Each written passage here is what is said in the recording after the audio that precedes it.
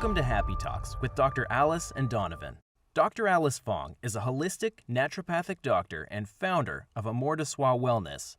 And Donovon Jenson is a software engineer and founder of HowToHappy.com. Together, they're out to cause more happiness in the world. Hello, everyone. Welcome to Happy Talks. My name is Dr. Alice, and this is my awesome co-host, Donovan.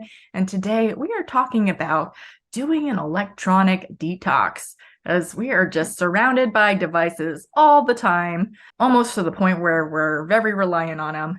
So, Donovan, what has your experience been with an electronic detox, or what are your thoughts about it? Yeah, so I have a very recent experience. This is what we started talking about before the show, but I basically went on a cruise and opted not to pay for the ridiculously expensive internet package, and so didn't have cell or internet on my phone for the last week or so. And it was a really eye-opening experience, just because in the past, in the not recent past, I have done like a digital detox of sorts. Yeah. But that's been quite a few years since I actually intentionally did that. And it was just a good reminder, or like a good eye opener on how much attention my phone really sucks up all the time.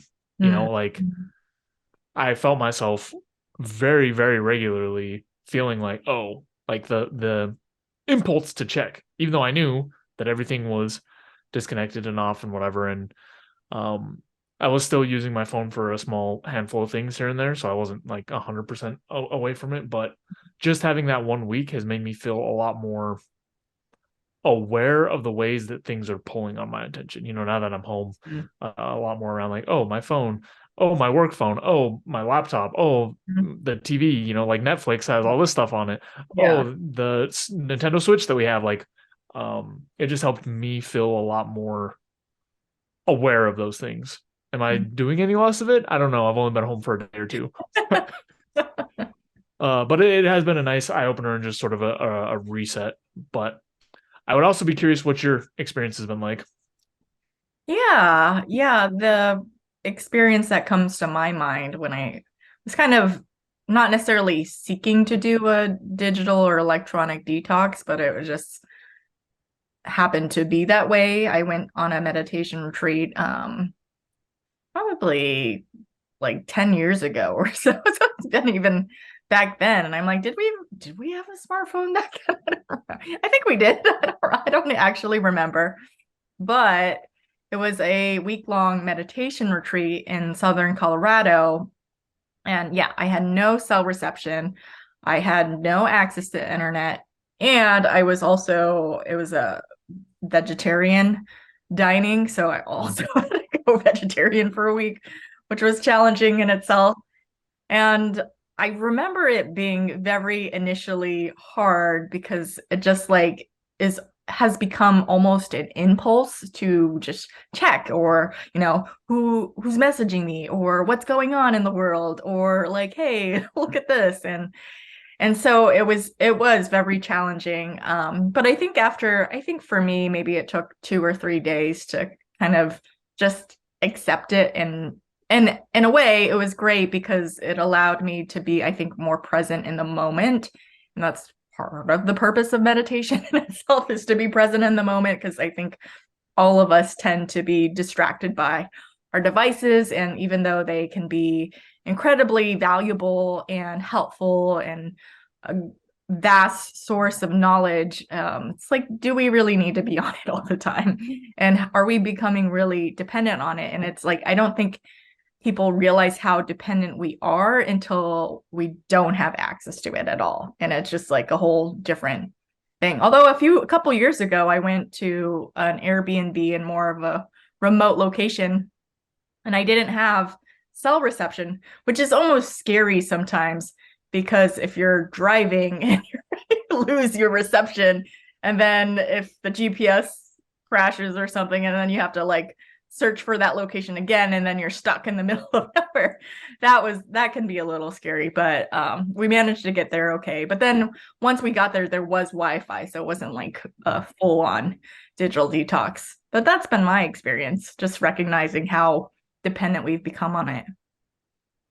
Yeah, when you did your retreat, did you feel after those, because you mentioned being more present, I'd be curious, it might be exactly what you meant, but if Yeah. you felt like you had more, like your focus was like clearer, because that's kind of the feeling that I had after the first few days, is like, I guess just at home or like in my normal day-to-day life, there's Mhm. just so many things fighting for my attention that are almost Yeah. all electronic, Right. um, that I didn't realize until I took a break Hmm. how much, I don't know, I didn't even know really how to explain it, but just like my attention felt so much more clear and less bogged down and less like there's like, okay, here's a good parallel. You know, Hmm. like if you're in a crowded room Yeah. and or like in a room of 10 people and Hmm. 4 or 5 of them try to talk to you at the same time, and you're Hmm. just like, oh god, like I'm gonna try to pay attention to this person. Okay, but what did this person say? What did this? And I feel like that's like a parallel for Mm. sort of what I realize my brain is like on Hmm. a normal basis, and going out and having these things sort of shut off made me Yeah. realize that it's not even necessarily the devices themselves, right? My phone wasn't doing anything. I Right. didn't have my laptop. I didn't have any of these other devices, but my brain was still going like, oh, you need to listen to this person. Oh, you need to pay attention over here. Oh, you need to do this. And so I had all these just impulses to check all these things. And Mm. then as sort of the week went on, I felt less and less of just sort of that like chatter. Mm. And I'm curious if you had sort of a similar experience or not, or if you described it a different way, or what your week was like. I think I did have a similar experience with less mental chatter because I think the impulse, I mean, my brain's still going all in all sorts of directions, but I'm not kind of going down every rabbit hole that my thought process goes through. Because it's like when you have your phone, you're like, oh, I'm thinking of this. Let me look it up on the internet and see if it's like how accurate I am, or what's this unknown that I need to know that I don't really need to know. Like when was this movie made, or who directed this movie, or something to that effect. And it just is like, oh, just recognizing the thought that like, oh, there it is. I don't actually need to go down that rabbit hole or even really know that information. I could just be like, oh, there's a thought. Okay. And then it just goes on to the next thought. And it was just easier to move from thought to thought rather than like being overwhelmed by all these different thoughts and kind of trying to like tackle them all in a way. I think that's a really good thing to highlight. Is quite often I have thoughts Mm. that catch my attention briefly, and then when I am connected to the internet, Yeah. I follow up on them, whether or not it's a good use of time or important or whatever else. And many times I found myself being like, okay, how did I get onto this page? Like, why am I Mm-hmm. reading about just like, I don't know, like varieties of rabbits? Like, how did I get these are work hours? Like, this is not what I'm supposed to be doing right now. Mm-hmm. Yeah, I just noticed how I do that when I'm watching a new show. Like me and my husband just finished White Lotus, and I was like, I'm watching it, and then I think I miss part of like the storyline because I'm like, oh, I need to know where this actor was in.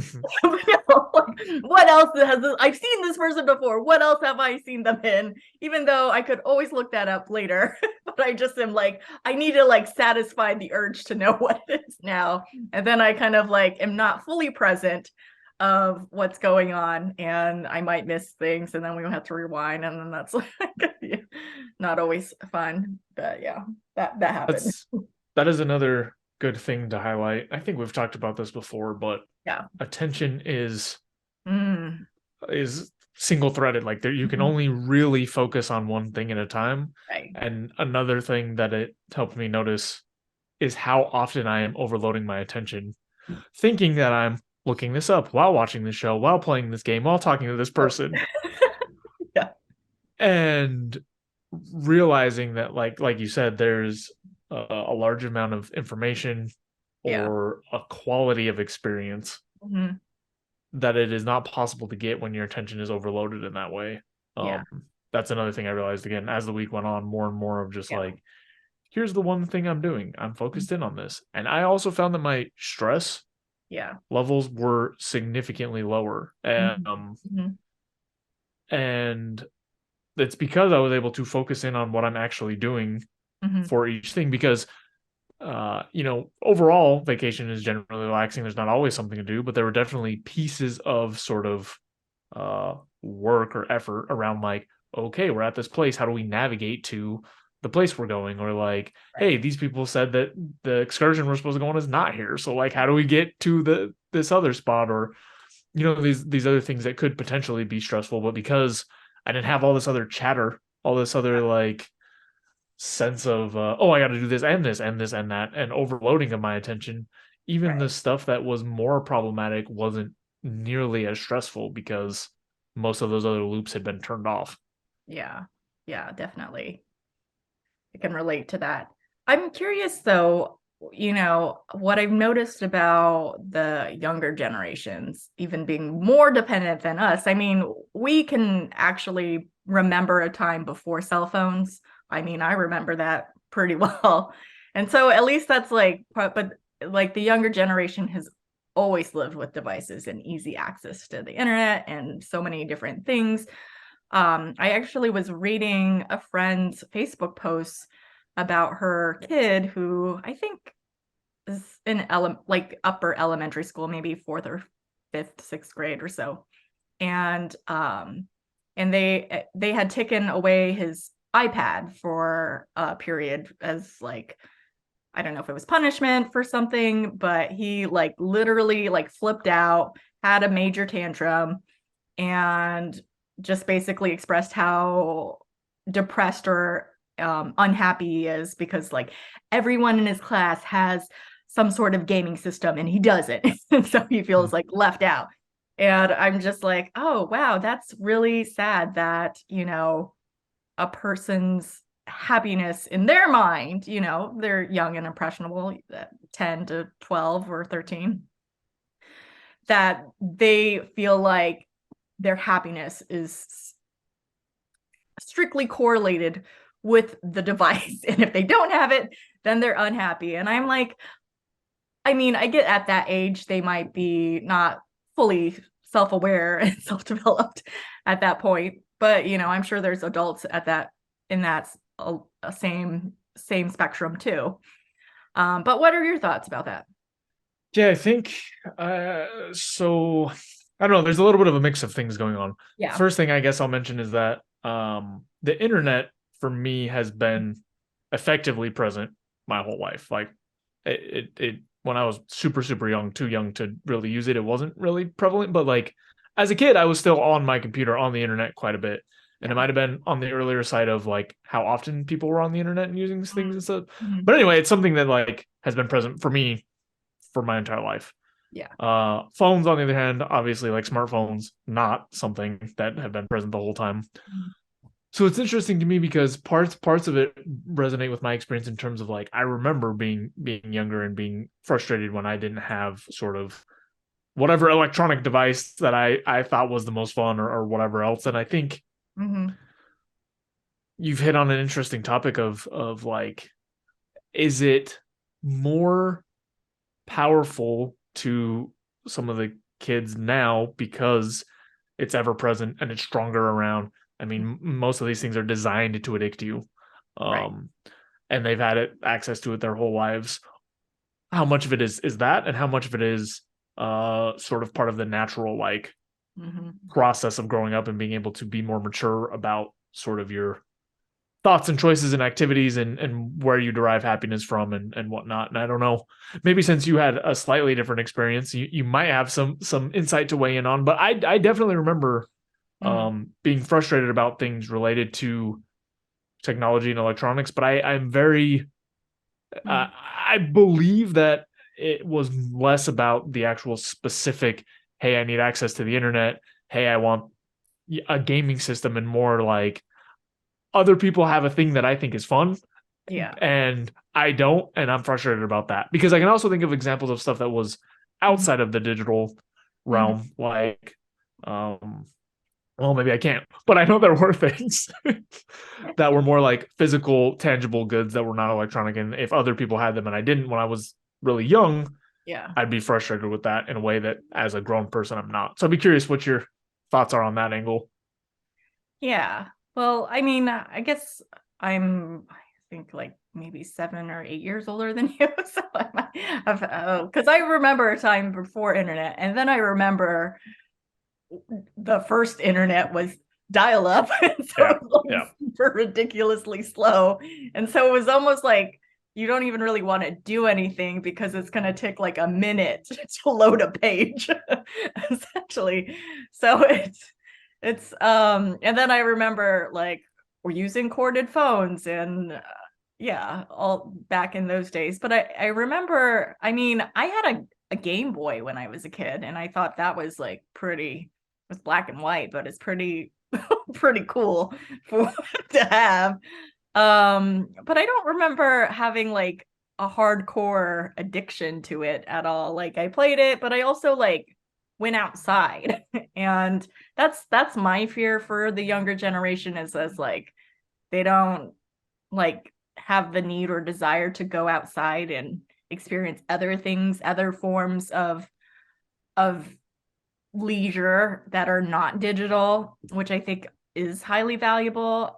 So that's my concern. And then I'm like, if all these younger generation don't have that experience and then they have kids later down the road, it's like there's no one that has the like they have to reflect back to the grandparents, and then eventually those grandparents will be phased out as they pass, where it's just like, what world will we live in? It's weird. Yeah. So that's the kind of thing I go on. But that was a little bit of a tangent, and I don't even remember what the question was. That's okay. I'm just gonna go off on the next tangent, which is I mean, when I look at, because I've got siblings that are still fairly young, right? Yeah. 15-ish. Mm-hmm. And I don't know that they spend any more time on their phones and playing video games and stuff than I did. Yeah. The only difference is it's more accessible. Mm-hmm. So I don't know. I guess I don't have like a ton to weigh in on, except for I'm curious, to see how things turn out. And one thing that I will say is probably true and probably more widespread is part of the reason I got so interested in happiness and whatnot is because I did not have a good foundation for it or good understanding of how to produce it. And my childhood was probably pretty electronics forward facing, right? In terms of like my parents let me use a lot of stuff and have access to the internet and whatnot. And that is probably more prevalent, right? Like there are probably very, very few kids now who don't have access to the internet. Yeah. And I would think that if you're not given sort of these other skills or a foundation or a way of just like sort of interacting with the world outside of those devices, you're going to end up with more anxiety. You're going to end up with more struggle when you don't have those things, because it's all you're used to. I imagine it's the same as if you read all the time and then you have no access to books, and it's like, well, I don't really know how else to fill my time. Right. And that in itself can be an sort of unpleasant experience that's sort of just like boredom or lack of stimulation or whatever. So I imagine that is going to be much more prevalent, and the need for those sorts of skills or understandings or whatnot is also going to be much more necessary than it has been in the past. I'm optimistic that those things will sort of proliferate as time goes on, right? Like as time goes on, with people having more access, or like kids being more reliant on these devices, right? I think there will also come more learnings around like, well, okay, now a ton of kids are struggling. Okay, what do we have to do to sort of like help them understand how to cope without these tools, or how to use them in ways that are appropriate? But on the same note, I do think there is a broader trend of the people who are making apps and games and whatnot getting more and more in tune with how psychology works and making things more and more addicting. So not just for the kids, but I think we're coming to a point that there has to be some sort of adjustments on that front before anyone will really be able to make progress. Because I don't think it's just kids that have a hard time without their devices. I know plenty of people who are well-grown adults that if they don't have their phone for 5 minutes, start getting anxiety, start getting like frustrated, grumpy, all these sorts of things. Right. And back to our topic, I think that's why it is important that if you can do it to try a digital detox every once in a while, or at least to do your very best to be mindful on Right. sort of how you use devices and things. Yeah, I think you made a really good point, and it kind of just reminded me of when you detox from not just even digital or electronics, like when you detox from anything like that you're clearly addicted to, like caffeine, for example, or sugar or alcohol or whatever that might be. It's like usually if you're having bad withdrawal symptoms, then it probably means you're addicted. And so you just have to get through that rough phase and it will definitely get easier. Actually kind of referencing, have you seen White Lotus second season or any I of think it? so. I think Okay. so. Yeah, and I actually just remembered, or no, it's the first season, the Hawaii season, where I forget the name of the character, but he's like the youngest of the Mm. kids. And he like he gets all his devices into the ocean basically, and they get ruined. So he can't use them on his trip in Hawaii. So he's like freaking out and very upset and like wanting to borrow his dad's phone and like just needing something to like fill that urge. But eventually he's like, well, their parents are like, well, you're not getting a phone till we get back, essentially. So he discovers this group of Hawaiian people that are doing the rowing of the boat thing. I forget what you call it, but yeah, he joins the team and he's actually like the happiest he's ever been, and he just hasn't had like, it was kind of a forced detox, which was very upsetting initially, but once he kind of like realized that he can actually live life more fully and presently without all his devices, he was way happier that he practically, spoiler alert, sorry, he basically wants to stay in Hawaii and not return home, essentially. Which I thought that would be an interesting experiment for, I think, I'm hoping maybe teachers do something like that where, let's do a challenge. Let's see how long you can go without your device and see, like, actually recognize how does your mood and attitude change for the first few days, and then how does it change, or how is it after maybe a week or so, and just kind of do a little self experiment. I think would be valuable for both young and old people. Yeah, I think it's in the same vein as any sort of detox, which is, Yeah. there's some pain in sort of shaking up your schedule Yeah. and like just dealing with change. And then add on top of that, a lot of these things Mhm. provide, like some sort of pleasure Mhm. or something you enjoy or whatever else. So there's like this initial phase of just sort of like, oh, this is really painful. But once you get past that and your brain sort of adjusts to like, oh, I guess we're not getting sugar anymore. Oh, I guess we're not checking our phone every 5 seconds anymore. Yeah. It opens up this space to sort of see what else can fit there or what else there is. Mm. And that's why I think it's so valuable to do like a digital detox or detoxes of any kind, because what you find in that space can Mhm. often be more valuable than what was there before. And even if it's not, Mhm. um, I and people I know have had really great success with developing healthier relationships with particular things. Yeah. So for example, I took a big long break from alcohol, Mhm. and previous to that long break, I don't think I had a very healthy relationship with it. But Mm. going back to it, I think now things are much more in line with a healthy relationship and where I would like it to be. But I can only have figured that out through taking a break and not having that sort of be my day-to-day experience. The same Mhm. thing I think holds true for other sorts of potentially addicting items. Same thing holds true for electronics, right? Like this break that I just took is Mhm. helping me to realize, okay, well, I have these notifications set up.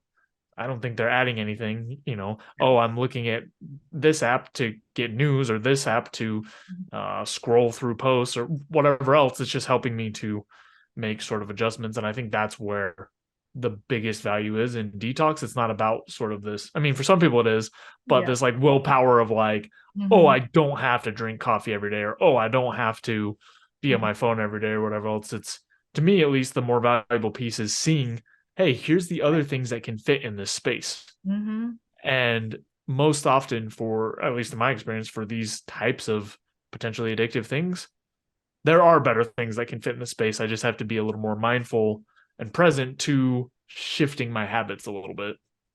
Yeah, no, absolutely. And I think it's just so valuable to, it doesn't mean whatever you're addicted to, it doesn't mean like you can never do it again necessarily, unless maybe you're an alcoholic or something to that degree. But just like having the experience of going without the addiction, whatever that might be, for a week or so, just so you are really present on how it affects you and, what else you can fill with that space, like you were saying, I think is just really valuable. And then some people don't even recognize that they're addicted to the thing. And they are like, oh, I could totally easily quit that. No problem. But they don't. And I'm like, well, why don't you try it? Like, I've had patients that, do pot every day. And they're like, oh, well, pot's not addictive. But I'm like, okay. And then you do it. And I'm like, no judgment if that's what you want to do. But have you ever tried it's been a year or more since you've gone like a week without it? What would life look like? And then you would know. And if it's really a struggle, then you might want to consider that is an addiction potentially. And it just because it's supposedly not addictive doesn't mean you're not addicted to it, depending on like how you're using it and how your body and your mood and your mental health respond to the withdrawal of it if you do cut it out for a little bit. Well, I think that's another good point for any of these things that are potentially addictive is Yeah. you don't realize the impact they're having on your thoughts and feelings and day-to-day activities until you've had a break from it. And often not just a a 1 day break or whatever else. Right. You need, it depends on what the specific thing is, but like a week or 2 weeks or some longer period of time to sort of, like I mentioned before, get through some of these different phases, right? Like if you drink coffee every day and you take a 1 day break from drinking coffee, it's not going to teach you very much, because what's going to happen is you're going to have the 1 day where you're like, God, I just want a cup of coffee. I want a cup of coffee so bad. I just want a cup of coffee. And then the next day you're going to be like, oh, thank God, here it is. And down your cup immediately. Right. And you're not going to really have learned, or I guess experienced is maybe a better word. Yeah. What the difference is without that thing. And I think the reason it's so hard is, like you mentioned, like, it takes time and it's not easy until you get to sort of that hump, to that point where all the chatter quiets down from not having your devices with you, or you're not having these constant cravings for things. But I think even having that expectation or understanding and kind of knowing that, like, hey, these things will subside as time goes on. Maybe to different degrees depending on what it is and how you've interacted with it, but knowing that it will decrease over time, I think is something useful to have as an expectation, so that you have sort of mentally something to fall back on when the cravings do come up of like, oh, I want this, oh, I want this, oh, I want this. You can at least tell yourself, like, this is temporary. Yeah. Or potentially you might still want to do it, but just not to the degree that you were doing it before. Like whenever I cut out sugar, which is always so hard. But I know when cravings hit and I'm like needing it every day, and I'm sometimes going to the store simply to get something sweet, then that's where I'm like, yeah, I'm addicted and I need to cut it out for a good week. So, and then I don't actually need that craving as much. And then things that I eat are way sweeter than I need, like to fulfill that like sweet craving. But I was just remembering after my digital detox for my meditation retreat, I actually I had to fly back to, where was I? Yeah, I was living in Washington State. So I was flying back from Colorado to Washington State through the Denver airport. And so not being around electronics and then being in the freaking Denver airport, which is one of the craziest airports, and there's like so much people and like so much noise, it was like almost overwhelming for me to be in that airport, when normally it's like I'm not fazed by an airport or the busyness of an airport, but that was like a little much. And so I think having that experience was good, because I recognize, wow, I'm like almost desensitized to how that kind of stuff. And so when I become more sensitive, I can be aware of like how pervasive it is in my life. Yeah, I feel like, in a lot of cases, I think that airport's a good example. Like, a lot of these things are necessary to a degree for normal life, in the sense of, like, if you weren't desensitized to something like the airport, or maybe the airport's a little bit of an extreme example, but like, to being able to go to places with people and have stimulation, interaction, and whatever else, or maybe a digital example is better. Like, there probably are a lot of times you want your phone, you want to be able to get text, you want to be able to call if you're out and your car breaks down, you want to be able, Yeah. like, Yeah. there are a suite of benefits that generally come with these things. It's Mhm. just that it's so easy for them to pull you so hard that you end up in a place that, yeah, sure, you're getting the benefits, but you're also facing some negative consequences as well. Yeah. And I haven't been able to come up with a better way to sort of like rein yourself back somewhere into the middle that's Mhm. nice and useful without sort of going strongly in the opposite direction. Now Yeah. there probably is some methods and some things you can do that can get you there, but from my experience, the fastest way is always to sort of just have a hard reset, or like sort of this Yeah. period of time where you can see the difference. And I think the other thing, if you try to like moderate it down, Mhm. at least from what I've done, it's often much harder to see sort of some of the benefits. So I'll go back to the sugar example you use. Like, the times I've cut out sugar, Mhm. I've felt like it doesn't take very long for me to realize that something like a Reese's, we'll say, is going to be overwhelming. Like, Mhm. I just went on a cruise, so this isn't so much the case. But like a couple weeks ago, like that, we have some candy here that we give out to the guests in our Airbnb, and I was looking at it and I was just like, this like looks disgusting to me. Like, this does not look appealing, and Mhm. I don't think that I could have gotten to that point, which I feel like is a healthier relationship for me. Yeah. Other people may have whatever sweet tolerances or whatever else, but that's a healthier place for me to be in. But I couldn't have got there if I would have just went, okay, I'm going to cut it down to like 3 pieces of candy a day, and then two, and then Yeah. one, and then half of one. Like, Yeah. the only way for me to get there was to go, like, I'm just not going to eat sugar for a while and see what Yeah. happens. Yeah. No, I've had a similar experience that it just like you gotta go cold turkey sometimes. Although with some things it might be a little harder, like caffeine, because there's worse if you're going from like 10 cups a day to zero, that might be a very hard withdrawal. But I think it's so valuable to recognize what life is like without it, and then you can kind of create a new baseline for yourself. Because yeah, it would be pretty damn impossible for me to be completely digital free, given that I work pretty much reliant. My job is reliant on like my laptop and electronics and receiving messages and responding to them. So I know I can't go like 100% without it, more than a week or so, unless I'm retired potentially. Maybe I'll try that when I'm retired. But but to like recognize, like, yeah, to see, you on your phone, there's some apps that tell you like how long screen have you been on the screen time, and that could be a really useful tool to be like, oh man, I'm literally on my phone like 9 hours a day. Maybe I should cut back. That's like practically like, and for teens, I think it's like 15 hours a day. And I'm like, you awake that long? Like, how does that even happen?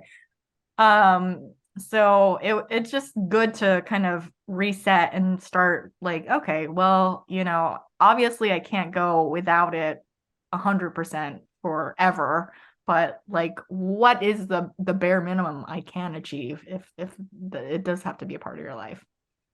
Yeah, I definitely want to echo that. I didn't make it clear that sometimes the options are tapering off. Sometimes that is the only healthy and realistic way to do something. Yeah. Sometimes that's the only possible way to do something Yeah. without, having major negative consequences in your life. Mhm. Um, but I also do think there's something qualitatively different about Yeah. getting to zero on whatever it is and staying there, Totally. whether or not that's a cold turkey switch or if you've tapered down to zero. Mhm. Um, for example, a few weeks ago, maybe a month ago, I did taper down my caffeine intake to zero. Mhm. and did not take the extra week or whatever to stay at 0. Mhm.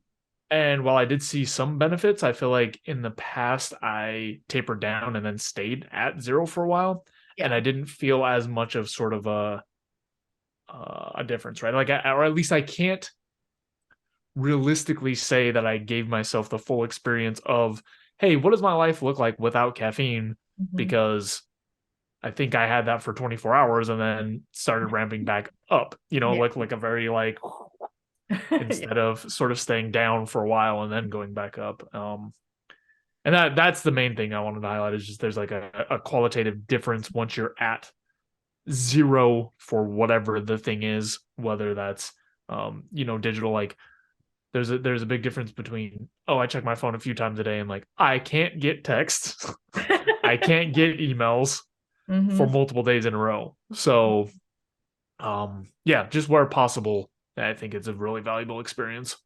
Yeah, totally. I think it's, both are valuable, but I think having the 0 experience for at least a week or however long you're able to do and manage, I think is worthwhile to really self-reflect on how that thing, whether it's digital or caffeine or whatever, affects you.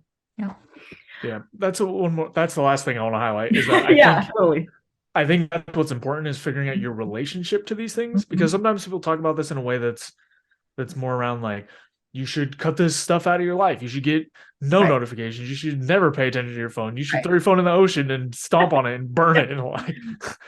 And I think it's right. much more important to understand the relationship you have with these things, because the more, I guess, just like aware and present you are, the Yeah. more mindful you can make choices about your use and get yourself to a place that you feel is nice and healthy and feels good. Like I'll go back to, the drinking thing for me is like there are times and places where drinking is nice for me.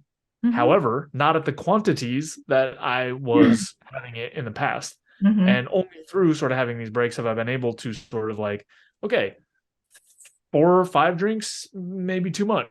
Mhm. 3 sometimes is too much. Like 1 or Mhm. 2, cool. 1 or 2 is a nice safe Yeah, area, like maybe once or twice a week, not every day. Like, yeah. but only through having these breaks was I able to sort of narrow down to like, okay, this is what feels good and nice and right. But I don't think it's about like cut this stuff out. For some people, it is. Mhm. For some people, you get down to 0 and you realize like my life is fundamentally better than it was when I was doing any amount, or like Uh, when I get to the 1 to 2 level, or if I have, Reddit on my phone or whatever, like I can't just get on there for 5 minutes. If I do it, I'm scrolling for an hour and a half. Like I just Mhm. can't do it. But it's all about just understanding your relationship so you can make the kinds of choices that feel correct to you. Yeah, absolutely. All right. Well, I think we covered this topic pretty well. If you appreciate us, because we appreciate you, be sure to like, comment, subscribe, and help spread the happiness in the world. We'll see you next time. Thanks so much for watching. If you enjoyed this video, be sure to like it and then go and subscribe to my channel and ring the bell so you get notified when the next video comes out. If you check out in the description below, go to my website where you can get my free fast and easy guide to stress relief. Thanks again for checking us out, and we'll see you next time.